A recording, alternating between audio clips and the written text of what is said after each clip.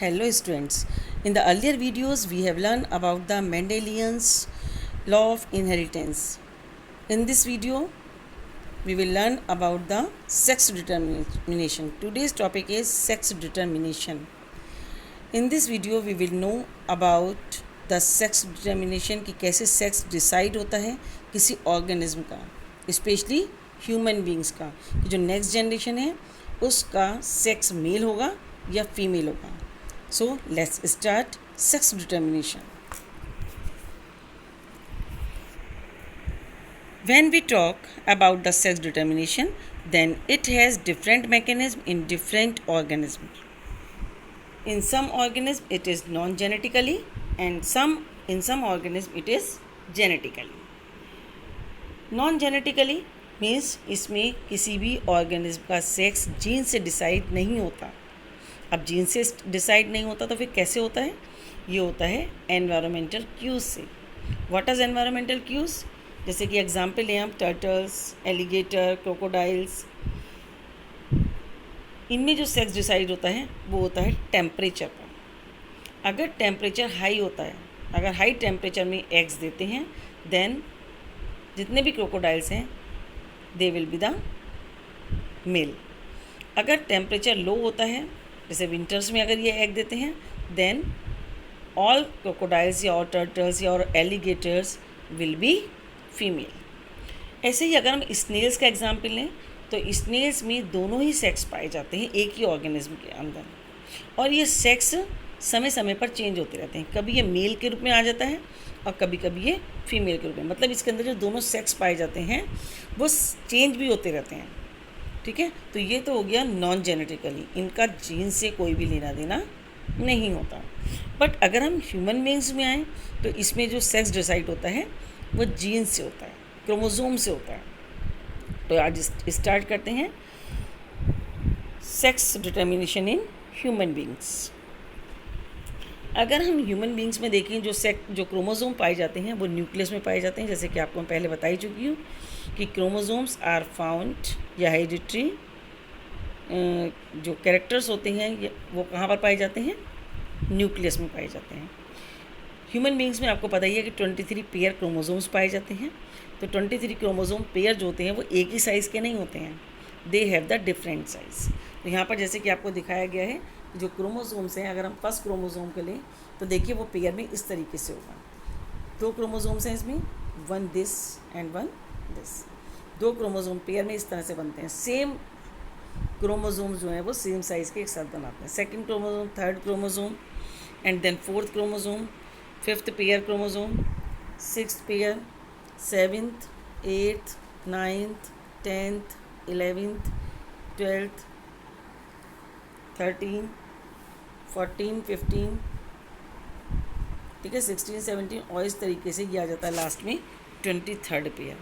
ये जो 23rd pair chromosome होता है it is called the sex chromosome. ये 23rd पेयर क्यों कहलाता, सेक्स क्रोमोसोम कहलाता है. ये सेक्स क्रोमोसोम क्यों कहलाता है? क्योंकि इसी पेयर से डिसाइड होता है कि जो ऑर्गेनिज्म है या ऑफस्प्रिंग है उसका सेक्स मेल होगा या फीमेल होगा. तो देखते हैं ये कैसे डिसाइड होता है. देखिए फीमेल में, ह्यूमन बींग्स में फीमेल में जो सेक्स क्रोमोसोम होता है वो XX होता है. मतलब उसके जो दोनों पेयर होते हैं वो सेक्स XX होते हैं. मीन्स ये परफेक्ट पेयर है.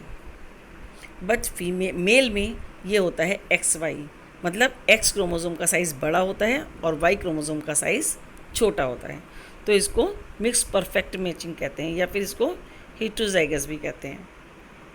अब क्या होता है कि जैसे आपको मेंडल्स में बताया गया था कि जब भी सेक्स गैमीट्स बनेंगे, एग्स बनेंगे, स्पर्म्स बनेंगे, तो ये जो दोनों एक्स हैं ये सेपरेट हो जाएंगे. जैसे आपको बताया था ना कि सेक्स जो गैमीट्स होते हैं वो हैप्लॉइड होते हैं, तो फिर से उनमें 23 हो जाएंगे. 23 पेयर से 23 बन जाएंगे. तो जो एक्स है वो सेपरेट हो जाएंगे. जैसे आपको इसमें दिखाया गया है कि जो एक्स है वो सेपरेट हो गया. एक्स यहाँ पर आ गया, एक एक्स यहाँ पर, 2 मतलब जितने भी इससे एग्स बनेंगे, एक क्रोमोसोम से जो एग्स बनेंगे वो 2 एग्स बनेंगे. एक एग में एक्स क्रोमोसोम होगा और एक एग में ये वाला एक्स क्रोमोसोम होगा। इसी तरीके से जब मेल में स्पर्म्स बनेंगे तो एक एक्स वाई से 2 स्पर्म्स बनेंगे, जिसमें एक में एक्स होगा और एक में वाई होगा। तो इस तरीके से जितने भी स्पर्म्स बनते हैं उनमें से 50% स्पर्म्स एक्स वाले होते हैं और 50% वाई वाले होते हैं। इसी तरीके से जो मेल में होते हैं उनमें से जो 2 एग बनते हैं वो 1 एग एक्स वाला और सेकंड एग एक्स वाला।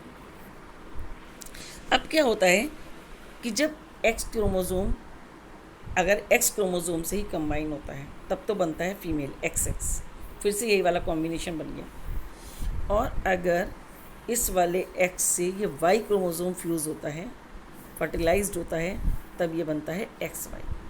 तो ये जो सेक्स डिटर्मिनेशन होता है ये होता है फर्टिलाइजेशन से या फ्यूज़न से। फ्यूज़न मतलब जो एग है वो फर्टिलाइज्ड जो हो रहा है वो वाई क्रोमोसोम वाले स्पर्म से हो रहा है या एक्स क्रोमोसोम वाले स्पर्म से हो रहा है। यही डिसाइड करता है कि जो ऑफ स्प्रिंग में जो नेक्स्ट जनरेशन आएगी वो मेल होगी या फीमेल होगी। ठीक है, देखिए इसको पुनेट स्क्वायर से भी हम दिखा सकते हैं, जैसे कि हमने मेंडल्स लॉ में दिखाया था कि अगर हमने मदर्स एलील्स लिए तो एक्स एक्स और फादर के लिए तो एक्स वाई। जब एक्स एक्स से फ्यूज़ हुआ तो देन एक्स एक्स फीमेल बनी और इस एक्स से हुआ तो फीमेल एंड एक्स वाई। तो ये 50% फीमेल बनने के चांसेस होते हैं, 50% ही मेल बनने के चांस होते हैं। इसी को कहते हैं सेक्स डिटर्मिनेशन। क्लियर हो गया होगा जहाँ तक है आपको, क्योंकि मेंडल्स लॉ में हम ये सब बहुत कुछ पढ़ चुके हैं। ठीक है, तो आज हम पढ़ेंगे सेक्स डिटर्मिनेशन। हमने पढ़ा और इसको अच्छे से प्रैक्टिस करिएगा, पढ़िएगा ठीक से। Okay, bye. नेक्स्ट वीडियो में मैं टॉपिक लूँगी evolution with example of Beatles.